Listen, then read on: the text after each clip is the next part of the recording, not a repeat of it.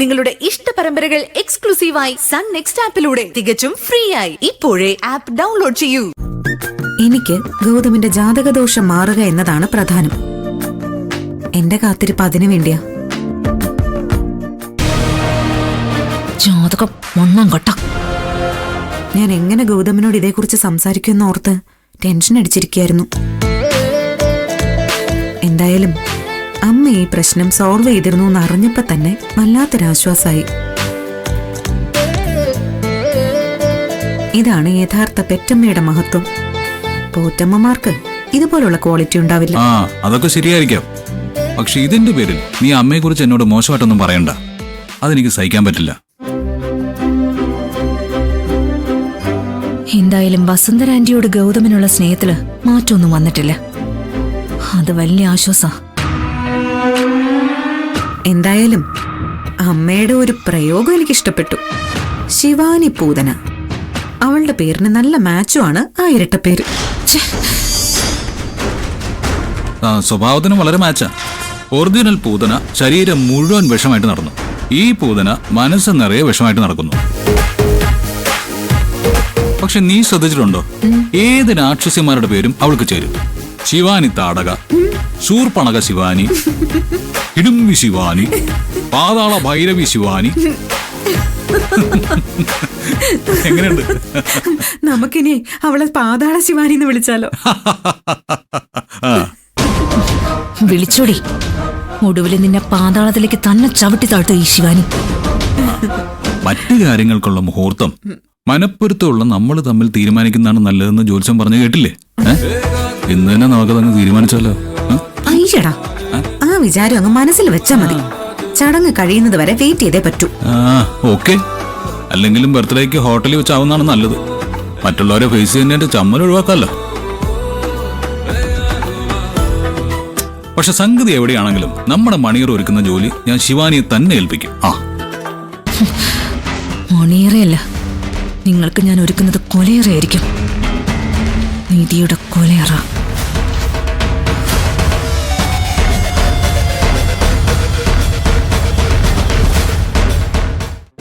Function നടക്കുന്ന ഹോട്ടലിന്റെ location ഞാൻ അയച്ചു തരാം.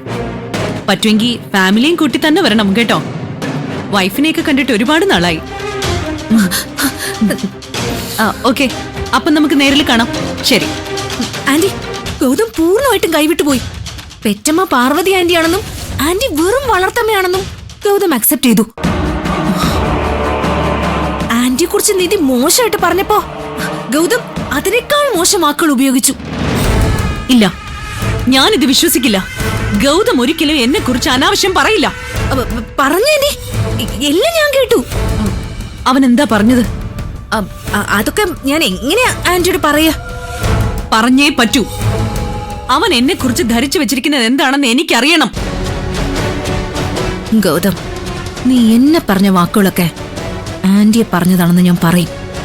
നിനക്കുള്ള പണി പാലും വെള്ളത്തിൽ കിട്ടും. പറയടി, എന്റെ മകൻ എന്നെ കുറിച്ച് എന്താ പറഞ്ഞത്? പാർവതി ആന്റിയെ പൂതനാന്ന് വിളിച്ചു. അത് കേട്ട് നിധിയെ ആന്റിയെ താടകാന്ന് വിളിച്ചു. അപ്പോ ആവേശത്തോടെ ഗൗതം ആന്റി ശൂർപ്പണകയാണെന്ന് പറഞ്ഞു.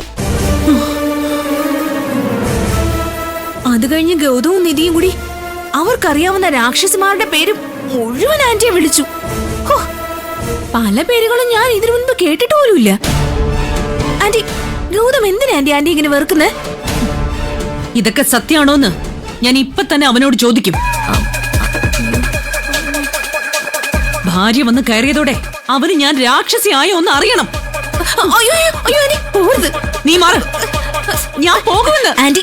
ആന്റി ഇത് നേരിട്ട് ചോദിച്ച വലിയ വഴക്കിലെ തീരൂ. അതോടെ ഗൗതമും നിധിയും കൂടുതൽ അടുക്കും. ഇപ്പോഴത്തെ സാഹചര്യത്തിൽ ആന്റിയുടെ കൂടെ ഞാൻ മാത്രമേ ഉണ്ടാവൂ. ബാക്കി എല്ലാവരും ഗൗതമിന്റെ നിധിയുടെ ഭാഗെ കേൾക്കൂ. നീ പറഞ്ഞതൊക്കെ ശരിയാ. പക്ഷേ ഇതാണ് ഗൗതമിന്റെ മനസ്സിലിരിപ്പെങ്കിൽ ഞാൻ ഇവിടെ ഒരു നിമിഷം പോലും തുടരില്ല. എന്ന് കരുതി ഗൗതമിനെ നിധിക്ക് വിട്ടുകൊടുക്കാൻ ആന്റി കൊണ്ട് പറ്റുമോ? ആന്റിയെ ജീവിതത്തിലെ ആദ്യമായിട്ടും അവസാനമായിട്ടും തോൽപ്പിച്ചത് നിധിയ. അവളോടുള്ള വാശി ആന്റിക്ക് മറക്കാൻ പറ്റുമോ? ഇല്ല, ഒന്നും മറക്കാനും പൊറുക്കാനും എനിക്ക് പറ്റില്ല. ആ അതാണ് ഞാനും പറഞ്ഞത്. താലികെട്ടിന് ഇനി വെറും 2 ദിവസേ ഉള്ളൂ. വെറും 48 മണിക്കൂറിന് താഴെ. അതിനുള്ളിൽ അവരെ പിരിക്കാൻ നമുക്ക് കഴിഞ്ഞില്ലെങ്കിൽ അതിനർത്ഥം നമ്മൾ രണ്ടുപേരും തോറ്റുവെന്നാ. നമ്മൾ തോറ്റു എന്നല്ല, നമ്മുടെ ജീവിതം പാഴായി എന്നാണ് ആ തോൽവിയുടെ അർത്ഥം.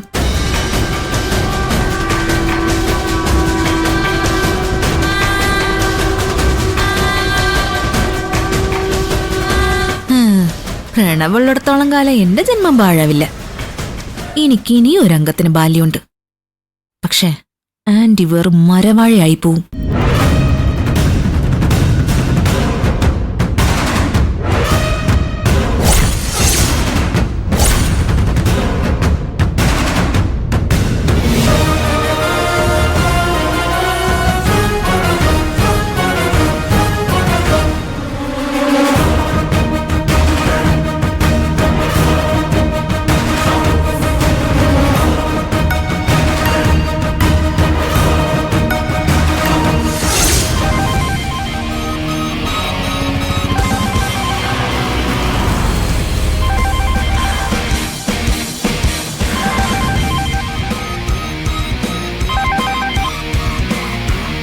ആ മേഡം, എന്റെ നമ്പർ ഡിലീറ്റ് ചെയ്ത് കാണുന്ന ഞാൻ കരുതിയത്.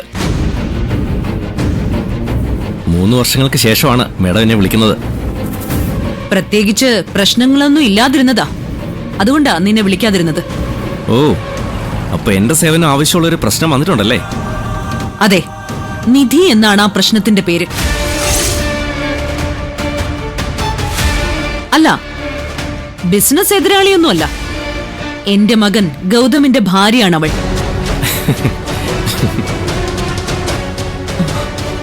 എന്താ മേഡം ഇത്? ഒരു അടുക്കളപ്പോരിന് എന്റെ സഹായം ആവശ്യമുണ്ടോ? എനിക്കിത് വെറും ഒരു അടുക്കള പോരല്ല, ജീവൻ മരണ പോരാട്ടമാണ്.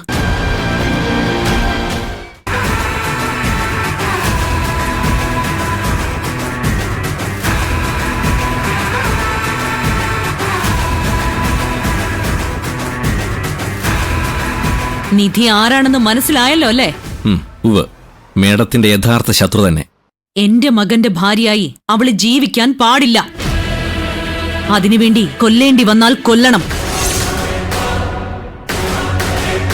ഓക്കെ മേഡം, ഞാൻ ഇന്ന് തന്നെ സ്കെച്ച് തുടങ്ങാം.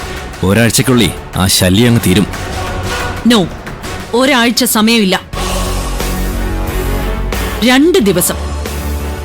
മറ്റന്നാൾ സൂര്യൻ അസ്തമിക്കുന്നതിന് മുൻപ് അവളുടെ അസ്തമയം നടക്കണം.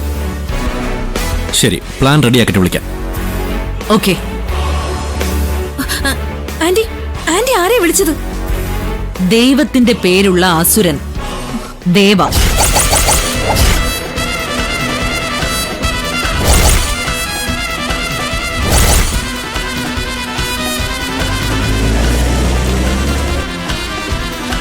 ഈ കുടുംബം എന്നെ താരതമ്യം ചെയ്യുന്നത് രാക്ഷസിമാരുമായിട്ടല്ലേ? അപ്പൊ പിന്നെ ഒരു രാക്ഷസൻ തന്നെ രംഗത്തിറങ്ങട്ടെ. തൊടുന്നതെല്ലാം ഭസ്മമാക്കുന്നവൻ, ഭസ്മാസുരൻ. അതാണ് ദേവ.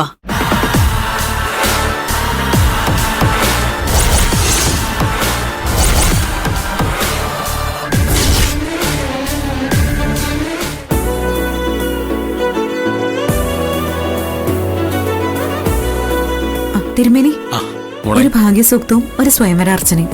പ്രസാദം കിട്ടാൻ കുറച്ച് വൈകുമല്ലോ മോളെ. അതെന്ത് പറ്റി തിരുമേനി? ഇന്ന് നമ്മുടെ ക്ഷേത്രത്തിന് വളരെ പ്രധാനപ്പെട്ട ഒരാള് ദർശനത്തിന് വരുമെന്ന് വിളിച്ചു പറഞ്ഞിരുന്നു. ഇപ്പൊ എത്തും. ഞാൻ അദ്ദേഹത്തിന് വേണ്ടി കാത്തു നിൽക്കുകയാണ് കുട്ടി. അദ്ദേഹത്തിന്റെ പൂജ നടക്കുമ്പോൾ അതിനൊപ്പം ഈ പൂജകൾ കൂടി കഴിപ്പിച്ചാൽ മതിയാവുമല്ലോ അല്ലേ? അല്ല, വേറൊരു സംശയം ചോദിച്ചോട്ടെ തിരുമേനി. ഇങ്ങനെ കാത്തുനിന്ന് പൂജകൾ നടത്തി കൊടുക്കാൻ വേണ്ടി ആ വലിയ VIP ആരാണാവോ? അത് വലിയൊരു കോടീശ്വരനാ, കോടീശ്വരൻ.